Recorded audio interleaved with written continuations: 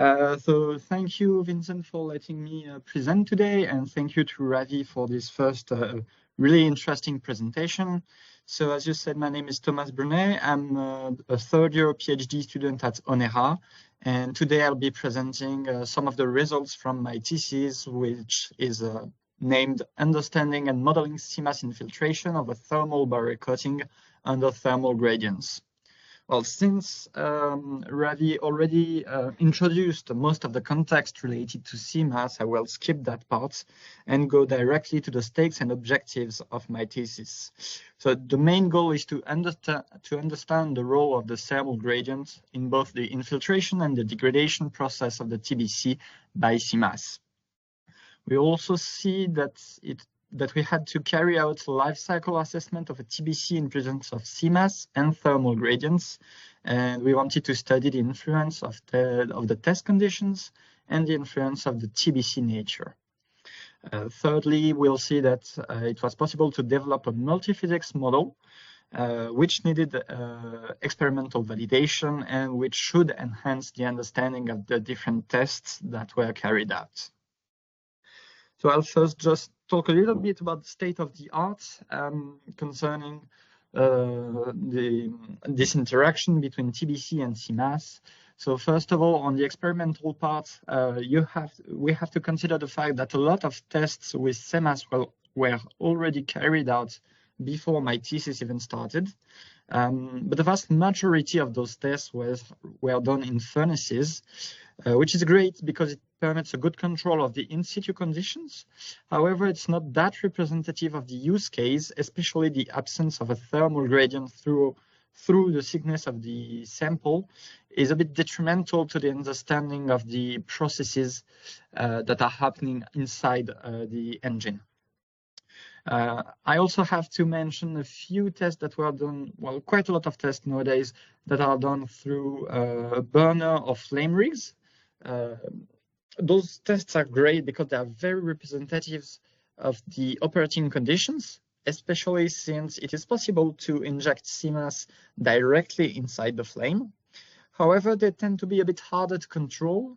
And since, for example, the fact that the presence of a flame can interfere with infrared measurements. Finally, there have been a few works on laser test rigs, and this will be the subject, well, the subject of this thesis. The goal of working on laser test rig is to have both a quite representative test and to hopefully have a test that is a bit easier to control than burner and flame rigs. So that is the theory. In practice, it comes with its own load of issues, but yeah, it's still a great way to test. As for the numerical aspect, I have to mention basically two of the main models that have been developed over the years. So the first model developed by Summers et al., which was published in 2020, is a multi-physics model, which describes the interaction between a heat transfer model and a model for the chemical reactions, and also a model for the mechanical deterioration of the TBC. However, in this first model, there is no thermal gradients, and the infiltration process is not explicitly described. In this second work, which was published by the DLR in 2024, we have a more comprehensive work which tries to understand the phenomena on the microscopic scale. So it's the model that Ravi presented right before. And so basically they try to model the infiltration process, but on the scale of maybe 1 or 2 intercolumn gap. So it is more a microscopic scale, and during my thesis I will be focusing a bit more on a more macroscopic scale modeling. So I first have to talk a bit about the procedure of that was guiding me through my thesis. So the first part was doing some tests and actually trying to control them. So we've been working a lot with a reference system, which was an AM1 substrate. So it's a superalloy, a nickel-based superalloy, on which was deposited through a EBPVD means an 8YSZ ceramic coating.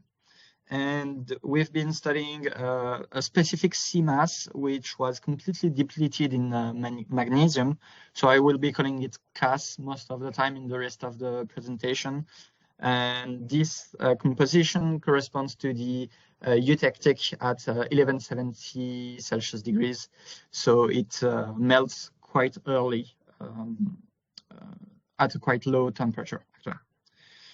And so in order to carry those tests, we try to go from the easiest test possible and to gradually increase the test complexity. So the first test was just to have a through thickness thermal gradient, but without CAS, and just only trying to understand what was happening in terms of heat transfers.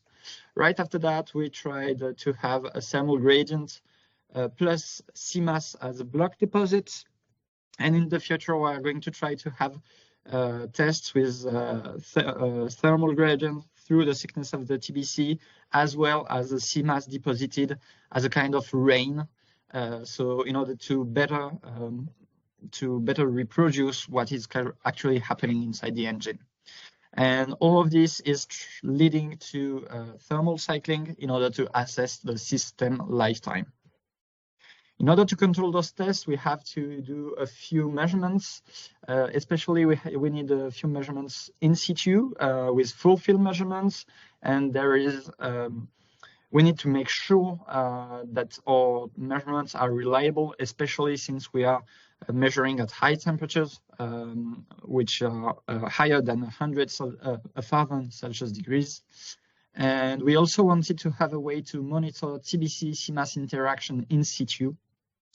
And finally, we've done a few post-mortem characterization in order to have as many measurements as possible. The goal is really to have as much information as possible in order to control the test the best as possible.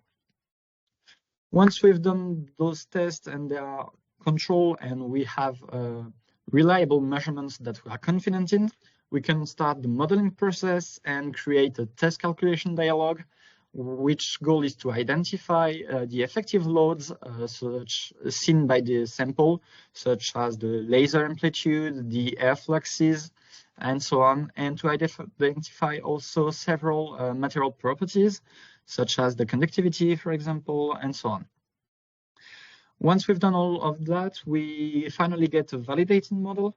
The goal is to be as representative of the test as possible, and then we will also increase the model complexity gradually as we are increasing the complexity of the tests. And so in order to do it, we'll need to gradually make it a multi-physics model. So as for the test, as I said, we are studying a thermal, test on a thermal gradient test rig, which was developed here at ONERA. So here we can see a sample with a CAS deposit, and we have a laser heating coming from the top and an air cooling coming from the bottom. And we also have quite a comprehensive instrumentation. The goal is really to get as much information from those tests as possible. So we usually have 1 to 2 infrared cameras on the top side, and we also have at least 1 pyrometer. And then on the bottom side, we also have at least 1 pyrometer. We also have a UV visible camera on the side, which is used to monitor the CAS TBC interaction directly in situ.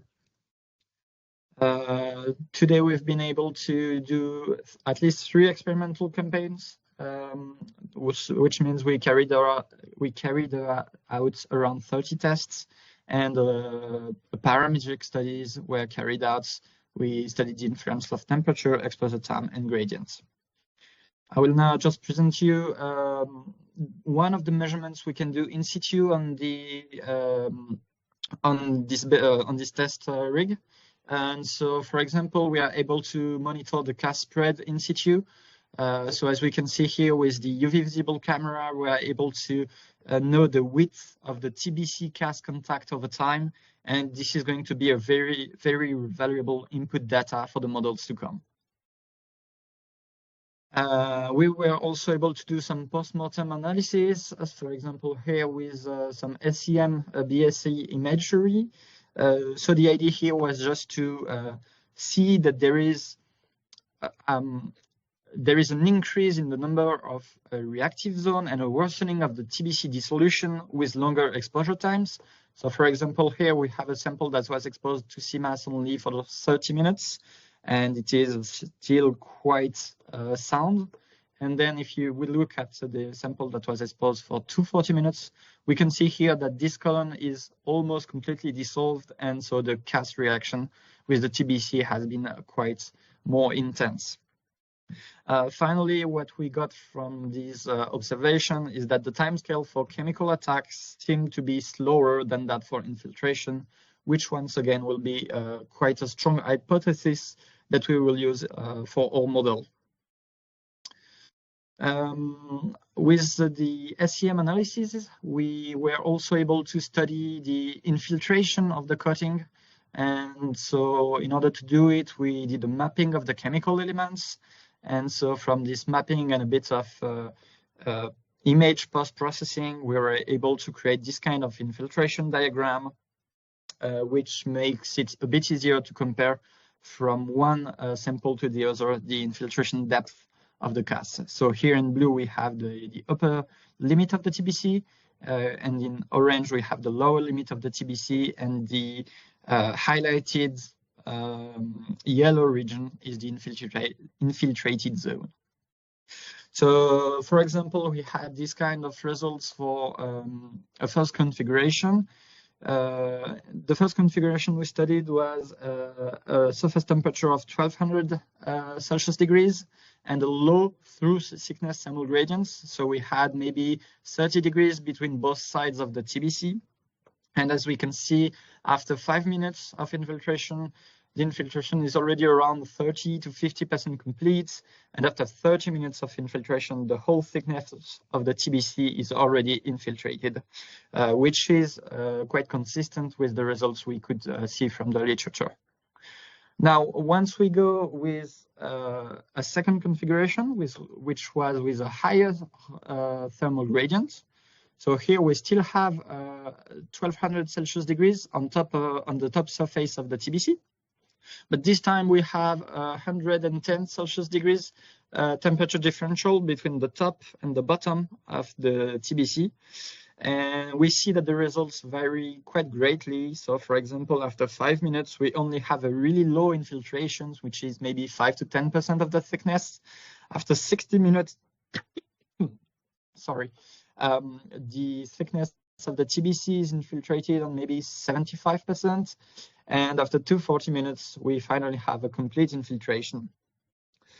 So what we can get from that is the infiltration is far slower under higher thermal gradients, which was actually expected since, well, if we keep the same surface temperature as we go down inside the TBC, deeper inside the TBC, the temperature is lowered. And since it's lowered, the viscosity rises. And if the viscosity of the melt rises, then it infiltrates quite more slower. So qualitatively, it was expected, but here we have a more kind of quantitative results, which will be used later in the modeling. Yeah. So for the conclusion about the experimental part of the project, we can say that, well, we've been able to study the chemical reaction, and an equivalence to furnace tests was noted. And we were then able to monitor both the CMAS spread at the surface of the sample and the infiltration inside of the TBC. And we've been also doing a little bit of thermomechanical degradation studying, but we couldn't get results that were really that great, actually, because we exposed the TBC to a bit too much of CMAS, so it was a bit too severe in terms of the thermomechanical degradations. I'm just going to talk quickly about the modeling that is undergoing during my thesis. So first of all, we've been doing modeling only on the heat transfer parts, and we tried to create a test calculation dialog for this first model. And we were able to identify quite a lot of the parameters from this model. And we also had a mean, this represents the mean, the average difference between the calculated temperature field and the one that was measured through infrared measurement. And so on average, we had less than 10 Celsius degrees of difference, which is great because it is lower than our measuring uncertainties. So that was a great result. But in order to model the infiltration process, we need to add a few more physics.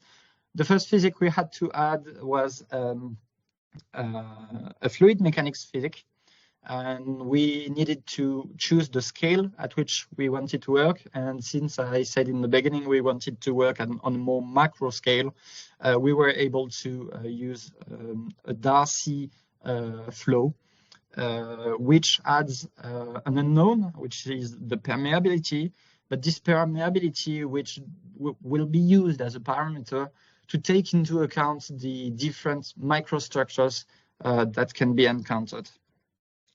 And finally, we also needed to use a level set computation in order to better characterize the infiltration front throughout time. So all of this modeling was done with ZSets, which is a finite element modeling software developed here at ONERA.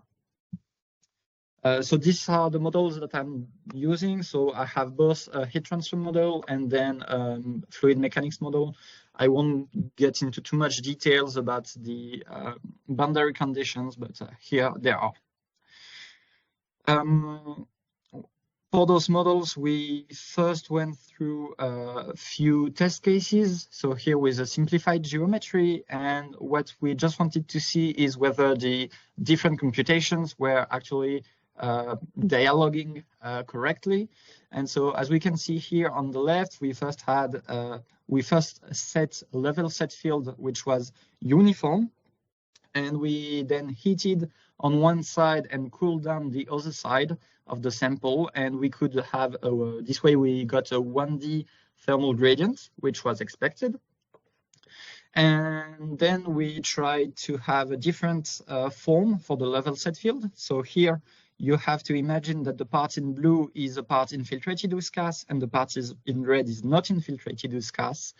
And what we saw on the temperature fields is that the part that is infiltrated with gas has a lower thermal gradient than the part without the gas, which is expected because the gas actually makes the mean conductivity rise when it infiltrates the TBC. So once we knew that the different models were dialoguing correctly, we could then use a more realistic geometry, and we got quite interesting results. So this is the results we tried to show. So we initialized the level set field at a depth of around 17 micrometers. And then after 300 seconds, so after 5 minutes of exposition to high temperatures, the level set field was 75 microns deep out of the 150 microns of the TBC, which means that we were able to correctly model the fact that the gas infiltrates the TBC. And we found... Sorry, you have to go to jump to the conclusion now. Yeah, okay, sorry, I'm jumping to the conclusion. So we've been able to control high temperature tests, and those tests are repeatable. And we were also able to have a numerical model which contributes significantly to the test understanding. As for the perspectives, we are trying to study bilayer systems, including anti-CMAS layers. And we are also trying to improve the test representativeness with the CMAS deposited as a rain. And finally, we are still trying to factor the multiphysics modeling aspect in. And this time we'd like to add a chemical reaction modeling for the model. Thank you for your attention, and I'll be happy to answer any questions. So if it was a bit long. No issue. So I suggest that people from the audience, I will open your mic. So you may raise your hand virtually, I mean, and take the opportunity to ask question. So I think it's working now. I hope so. Yeah. You have to open your mic by your own, huh? That's it.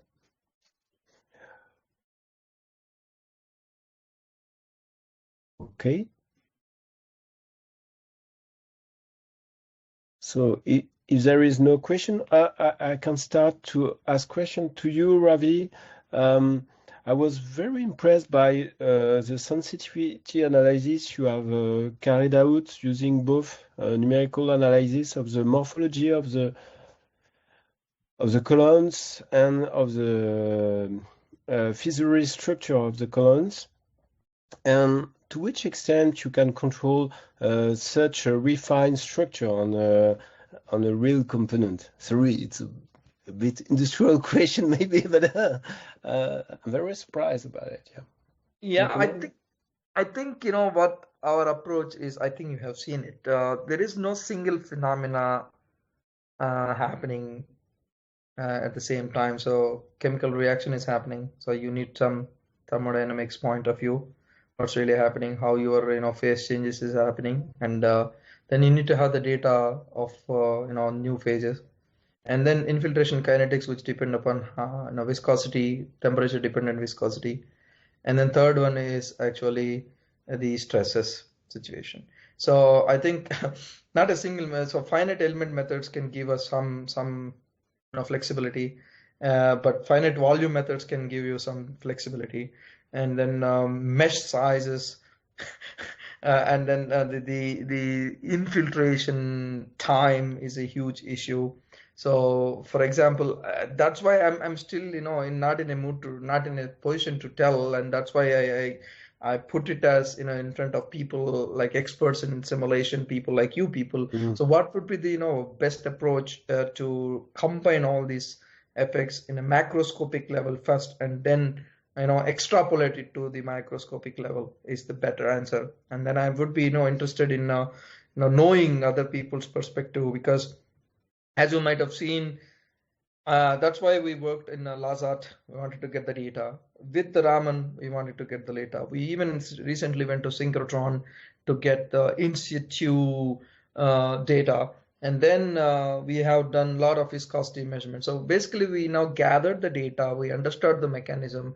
Now, as a community, if the industry really needs, obviously industry has to come forward with that, to work with different models and combine all models into a single model, then definitely we will be able to tell something about TBC degradation under CMAS attack. Yeah, thank you. Thank you, Ravi. Is there any question from the audience, by the way?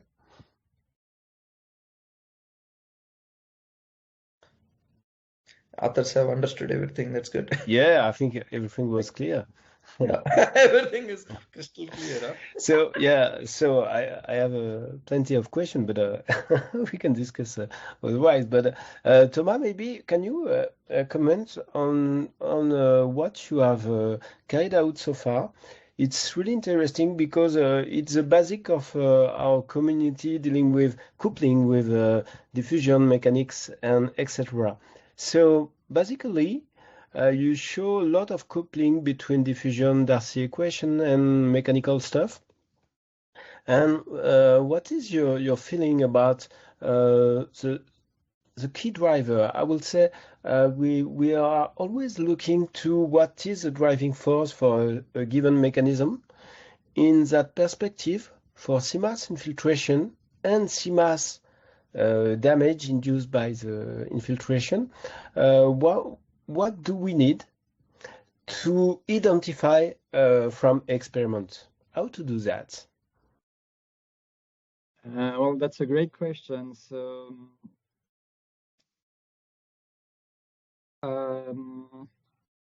the way we carry out the models is that, well, first of all, I create the model, and afterwards we do the test calculation dialogues in order to identify some of the parameters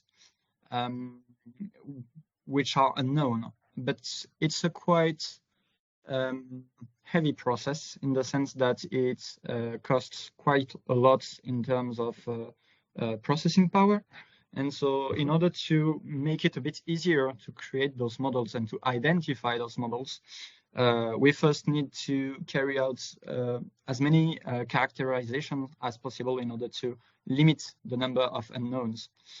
So in our case, what was done was that, for example, for the heat transfer model, we tried to measure the diffusivity of every and each of the components, especially the diffusivity of the TBC, the diffusivity of the same TBC, and the infiltrated TBC as well, because they are different, and also the emissivities of our different surfaces. And then for the fluid mechanics model, we were lucky enough to be able to do viscosity measurements at high temperatures, so from 1,000 to 1,300 degrees, something like that, which meant that it's not an unknown anymore. And so finally, we can concentrate the processing the processing power in order to identify what are, to me, the main factors in CMAS infiltration, which would be first and foremost the permeability of the TBC. So as I said, the permeability is a parameter which was, well, basically it's just a parameter that tells you how well a medium is going to let a fluid flows through it. And so it hides kind of all the microstructural aspects, which I do not study in my thesis because it's a bit too complex, but there are ways to estimate the permeability based on the microstructure of the TBC. So the most important factor, I would say, is the permeability, which is linked to the microstructure. And then there is also a capillary action, which helps the infiltration process. And we basically don't really have a way to really measure it. So that's why we just try to have it. Well, it's kind of an adjustment parameter in my models. But yeah, so that's how we try to identify it. That's why we try to identify it. Okay, thank you. So in a nutshell, you agree with Ravi. So it's very complex task. However, I think you converge to the same conclusion about permeability and the importance of the microstructure to deal with this. And that's really amazing to have the two sounds going in the same direction. So we are now out of time, so it's time to conclude. So I will thank you both again, Ravi and Thomas, to attend this webinar. So we let you inform about the next webinar. I can just show you that we have advanced for something which is important.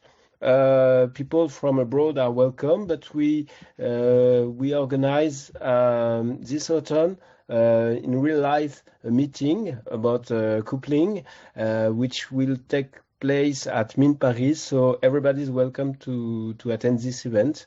And with this, I thank you again to attend this workshop, and I hope you enjoy it. So thank you, Ravi. Thank you, Thomas. Thank you, everybody, to attend, and see you next time.